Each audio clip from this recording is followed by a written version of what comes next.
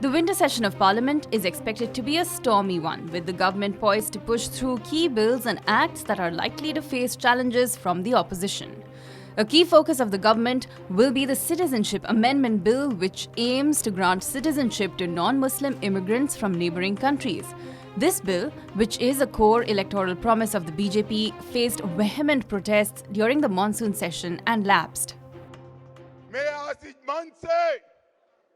पश्चिम बंगाल में जितने शरणार्थी हैं, सबको आश्वस्त करना चाहता हूं कि भारतीय जनता पार्टी की सरकार सिटीजनशिप अमेंडमेंट बिल 2016 लेकर आई है, जिसके तहत अफगानिस्तान, पाकिस्तान और बांग्लादेश के आए हुए क्रिश्चियन, बौद्ध और हिंदू शरणार्थियों को नागरिकता देने का प्रावधान है।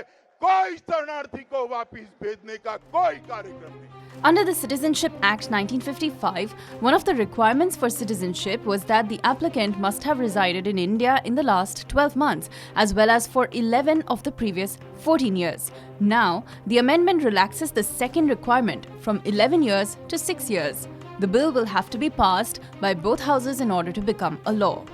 Apart from this, the government may convert some ordinances passed into law, for example, the ordinance on reducing the corporate tax rate and the ban on sale, manufacture and storage of e-cigarettes. The centre is also likely to bring in the Ayodhya Act, aiming to set up a trust to monitor the building of the Ram temple at Ayodhya as directed by the Supreme Court. The trust is to be formed within 3 months of the verdict that was delivered on 9th November.